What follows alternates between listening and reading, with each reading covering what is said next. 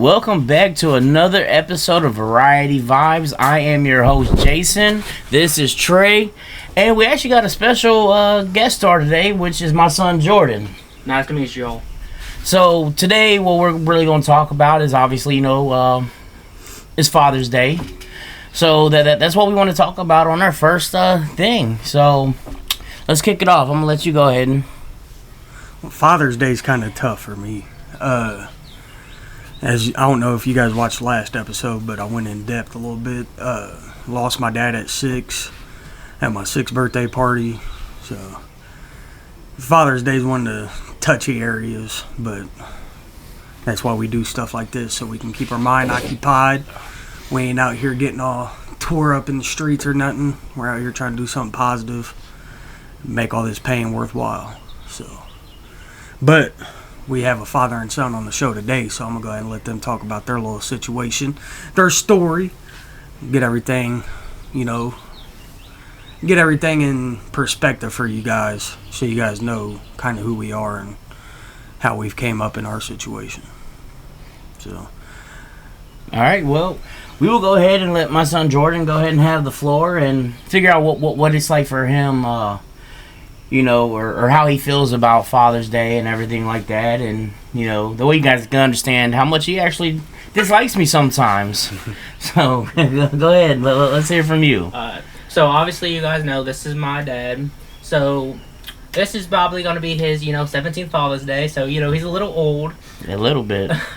But Father's Day is definitely a big time of year. Me and my father, have a love-hate relationship. Some days we love each other, some days we hate each other. But at the end of the day, I still love him. But, with everything, he had me when he was 19, so he was definitely young. As you guys know, the first episode, he told you that he had a felony charge. And my mom kind of lost trust in him, and things like that made me lost trust in me. Man, she to this day she still kind of holds that against my head, and I was 19, 20 when that happened. So, and like I said, obviously it had nothing to do about us.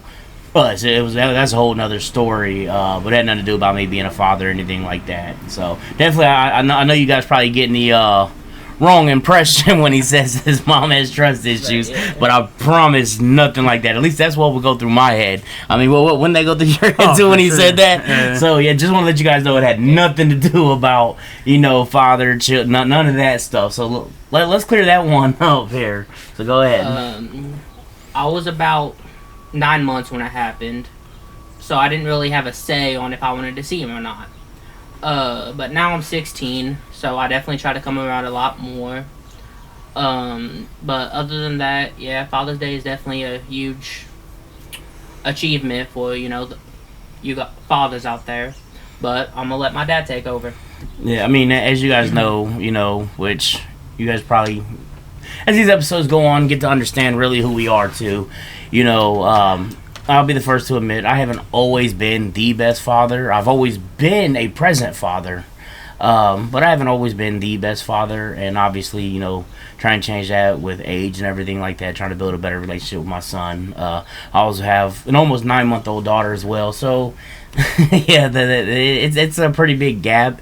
And so, obviously I want to try to, be a different father, for my daughter than what I was for my son, obviously. I know it might be bad to him as well, look bad, like, oh, he was never, that kind of father to me. It wasn't that I, wasn't trying to be or didn't want to be. It was more I was young and dumb, I also feel like that's more so, like, you're doing it for your daughter, but you're also proving it to Jordan. Mm-hmm. Like, I just wasn't able to do this back then, but I can now. Yeah. Obviously, back then, like I said, I was young and dumb. Didn't have the jobs behind me. You know what I mean? Mm-hmm. I wasn't financially stable and everything. Which right now I'm still really not. I got a better career and everything. Trying to get better with my life and stuff like that. But it all comes with age and everything too. I'm not as immature as I was at 19 years old. Mm-hmm. I didn't, back then, like, I've always loved my son. He knows I've always loved him. It's just certain ways I didn't know how to show up. You know, if that makes any Look, difference. I mean, that's your first child. You know, it's a learning curve for everybody on their first kid. You're not going to get everything right. No, absolutely. And I mean, to this day, I'm still not getting things right. You know what I mean? We all make mistakes as parents, you know, as fathers. You know, but I mean, one thing he can say is I've never, you know, not been there for him. You know, I've been in his life since, you know, he was a day old. You know, the day he was born, I've been there. I just haven't always shown up, you know. But like I said, he knows damn good and well that my love has never died down, has never been any different. I don't love him any different than I do my daughter. But I mean, like I said, it's all a learning curve, you know. And like I said, and that's why I want to try to be a different father for my daughter than what I was for my son. And you know, I also thinking of that too, which you know, I don't know if he understands it or anything like that. I hope he would, but I know as some children and stuff, especially when they got siblings and they see that, well, you know, how come how come my dad wasn't like that when I was a kid and everything? It has nothing to do about that. Again, you know, I was 19, you know, when you were born and stuff like that. You know, I'll be 36 in October. So it all comes with age and realizing the mistakes you made, you know, when I had you and when you were younger and stuff like that. Then what That sounds kind of fucked up. What was that? The mistakes I made when I had you sounds crazy. He knows damn good and well. That sounds wild. Though, he knows damn good and well that is not what I was talking about. Man, now that you say that, it did kind of come that way. But he knows damn good and well he was not a mistake. You know, the mistakes I made, you know, after he was born and stuff. No, I know what you mean. I'm just saying it sounded crazy. Okay, I'm glad you actually said that because a lot of them were like, damn, he does hate his son. You know, but he knows I don't. You know, he can never say that I've ever loved him any differently.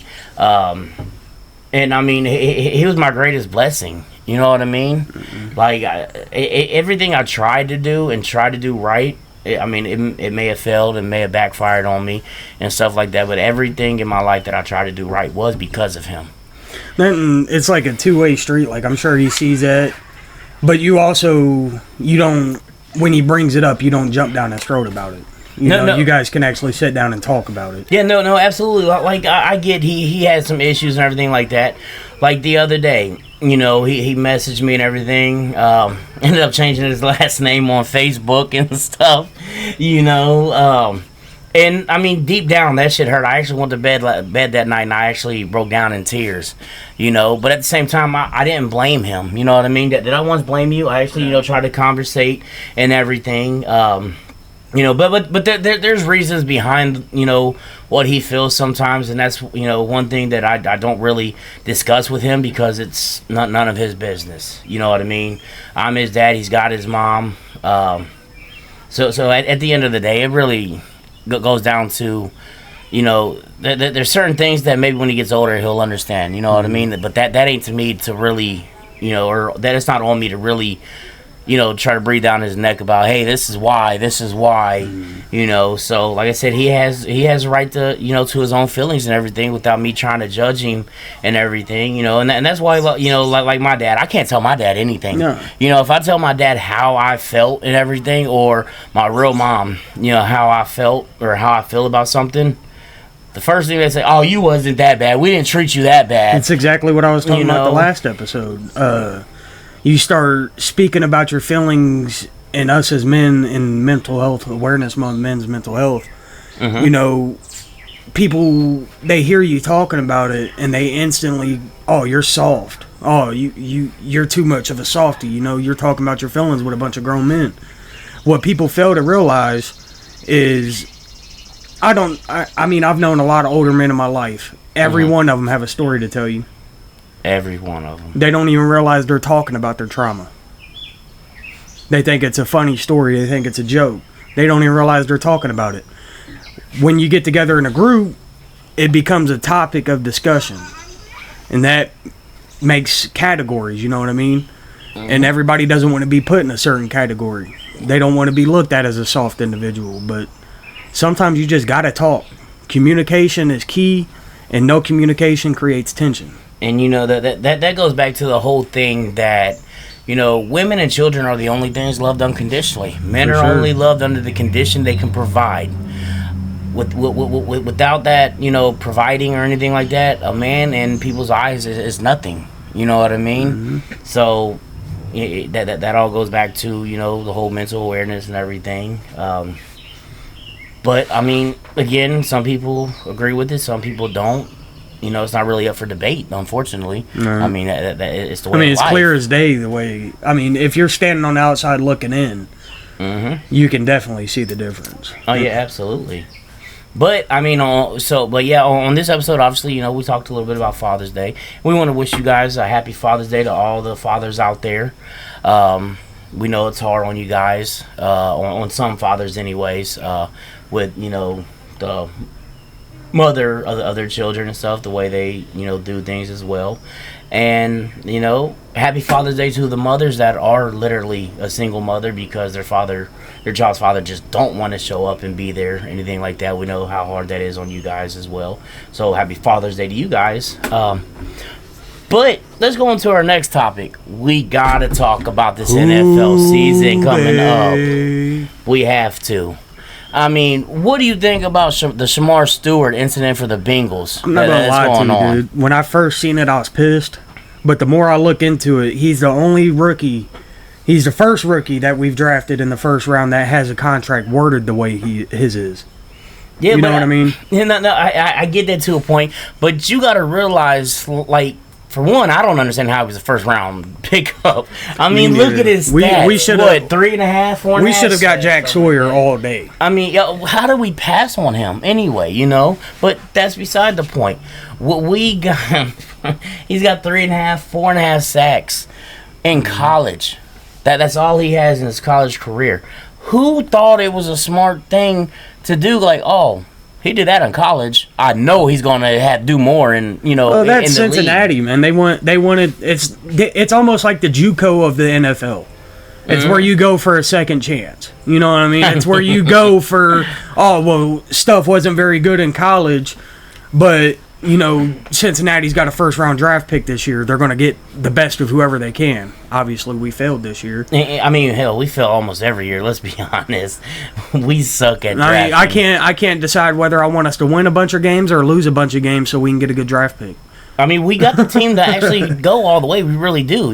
If we could start strong in the first half, unlike the Bengals have really been, doing the past years. I mean, if we could start strong, we really have a strong squad. That's what I'm scared of, though, because if we start strong, I don't feel we're going to finish strong. Oh, we always finish strong. I know, but that's the thing. Always. We don't ever start strong. So what if we start strong and we can't finish strong? Oh, I don't see that happening because they always play better together at the end of the year. You know what I mean? I'm not saying that they got to start strong as in go in there and freaking put up 50 points a game and, stop the defense or stop, on defense, stop them from scoring, 20 points. I'm not saying that. I mean, hell, it could be 50-49 as long as we win that game, and then more and more as the season goes on. Oh, hell, with the way our defense is, man, we'll put up 101 points, and somehow our defense will give up 102. That's the way it is. And also, this is a traitor right here, too. He was a diehard Bengals fan, and now he wants to be a Browns fan. I have no idea why, but anyway, how you feeling about the whole Shadir Sanders? Not Shadir Sanders. Yeah, Shadir Sanders. It's Shador. Shador, however you say his Shamar damn Stewart. name. We're talking about the Browns. Oh, you're talking about the Browns. My dumb. I'm not weird tripping. So, about Shador Sanders is... I forgot he wasn't a Bengals fan.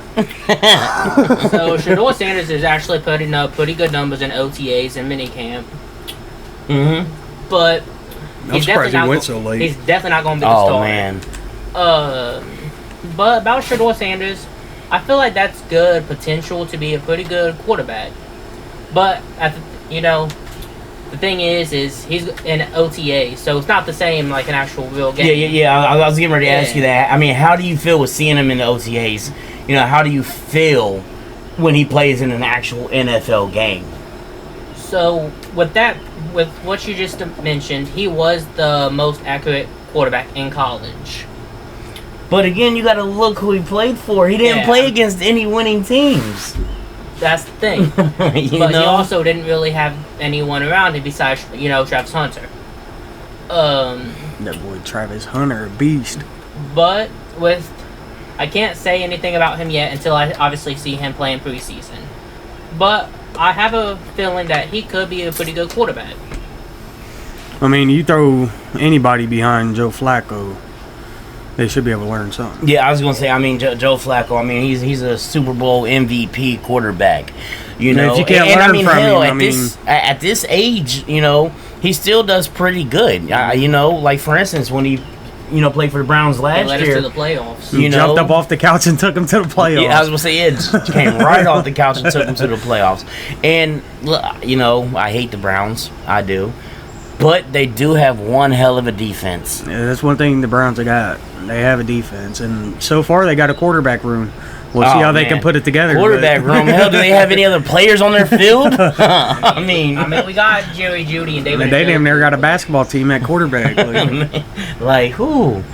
But yeah, going back to Jamar Stewart though, he actually has a potential to sit out all year this year and re-enter the NFL draft. Yeah. And unfortunately, I'm one of the ones like I understand where he's coming from and stuff like that, but in the same breath, you got to realize what you did in college. That you have to prove yourself in the NFL in order to really be able to demand anything. You got so many people in college that have done more than you that would kill for that fucking contract to Cincinnati and didn't even get drafted. That's what I'm saying. They ain't even getting the opportunity, and you're not even trying to sign the paperwork. I understand it's a matter of securing your future, but your future ain't going to be nowhere if you don't get on that field. Exactly, and that's the thing. If he ends up sitting out, I really would. I hate to waste draft picks, but I really would love to see the Bengals, if he does that, us redraft him. Yeah. And then have that same contract. Like I said, you can't do anything until you absolutely prove yourself. And I'm sorry, but in college, didn't really 3.5, 4. How many? 3.5, 4.5 sacks. On the season in college, that's just not. I mean, you can't really prove, yourself by your college stats. So. Yeah, 32 tackles and 1.5 sacks. So he didn't even have that. No, that what season was that though? I'm talking about that's college. Well, he recorded 4.5 sacks in his final year. He had 32 tackles and 1.5 sacks. But I mean, I honestly I don't know many defensive ends or defensive players period that came from Texas A&M and done anything. I mean, there's a few out there. Don't get me wrong, but it just doesn't pop. As a college, number one, that has a bunch of good people. Number two, you come out of college and you're in these deals that they're getting, them NIL deals. That's why the draft went the way it has. Oh yeah, absolutely. You got these 20-year-old kids making millions of dollars just on an NIL deal, and then they wonder why they play an extra year in college. Why not? You sit on the bit. You sit in college for another year. You rack up another $5 million, then go sign your contract. You're set before you even go to the NFL. No, absolutely.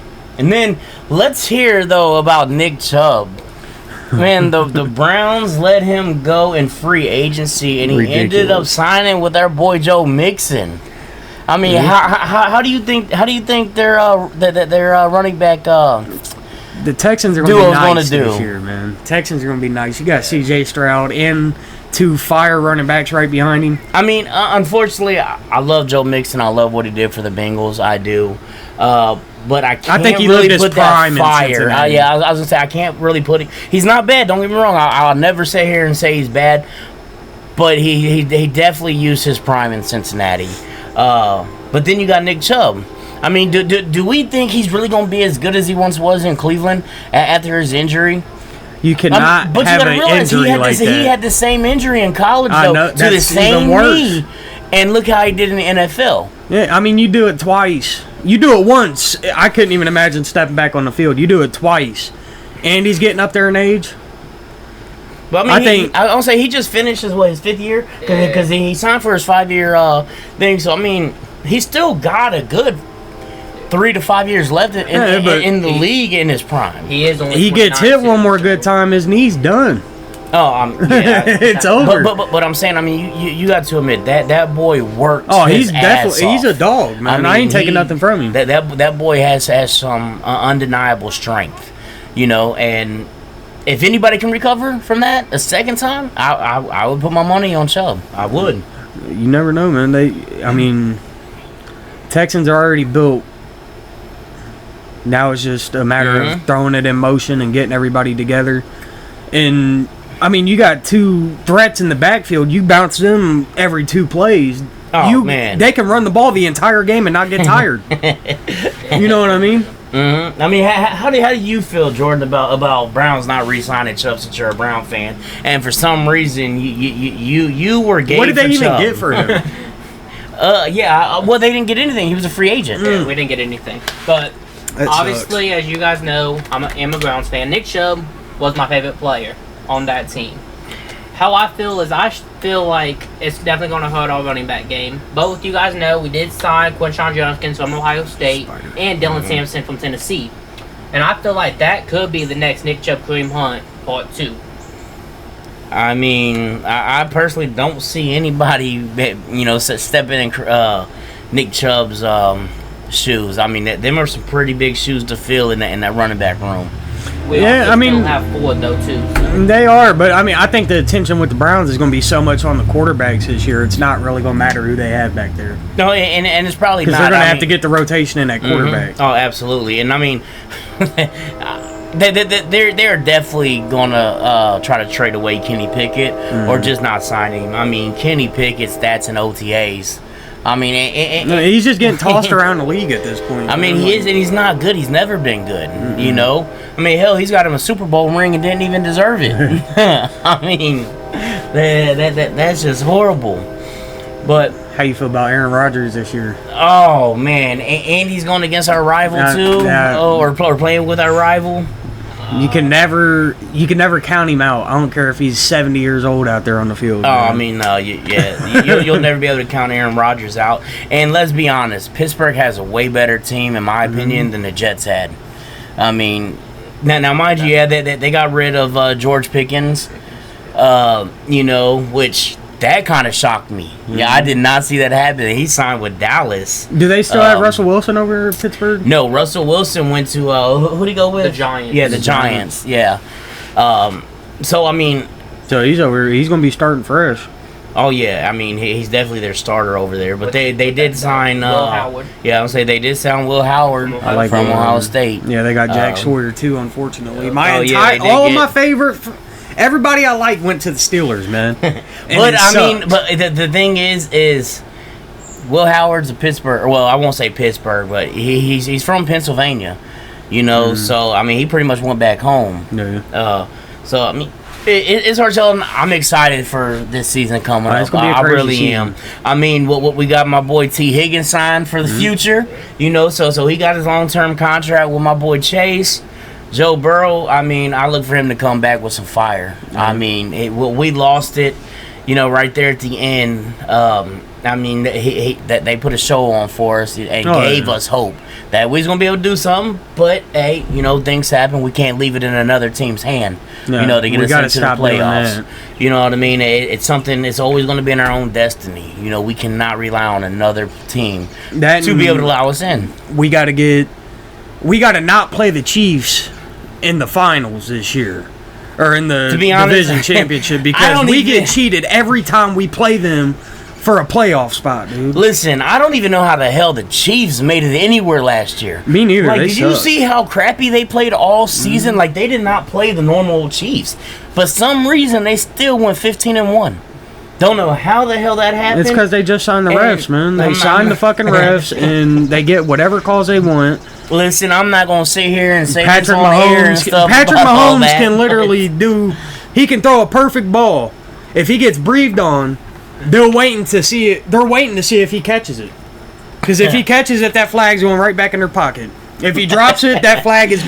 Listen, I'm not going to argue about that. I mean, like I said, as a Bengals fan, we all believe certain things. You don't just get 3 third downs in a conference Well, championship game. Like They did. They did. But again, that hey, as a Bengals fan, you gotta have a lot of faith to be a Bengals fan. Oh, you gotta be have strong, to. and it sucks talking like that because you know we are Bengals fans. It's I would never change my team, but I would love for us. I feel like we have the best team we can have right now, as far as On offense. on offense. On yeah. offense. But you know, everybody compares the team we have now to Andy Dalton and AJ Green and This team's stuff better. like that. This team's even more Way powerful. Like we had the Red Rifle, now we got Joe Burrow. We got Joe Cool out here.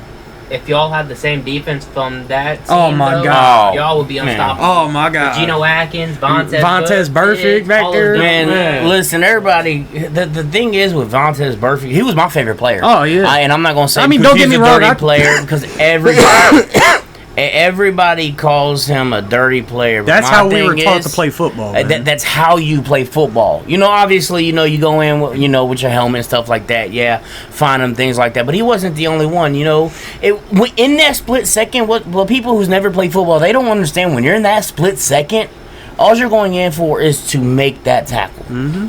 You know what I mean? And you got to realize that in the league, it's a lot more because you're getting fined hundreds of thousands of dollars when you're making an illegal hit. Nobody wants to spend that kind of It's not like money. he's out there doing it for fun. You Like know what I that's mean? just So- how so- he plays the game. And how fast he was, you got to realize, man, you know how hard it is to stop on a dime Oh, yeah. and change the way you tackle when you're already going in at a certain angle, and then you see another player going down, Mm-mm. and it happens so quick. It's a you thing of can't. motion, man. You got two people running; they're gonna collide. Mm-hmm. How they collide is completely gonna be up to the hit.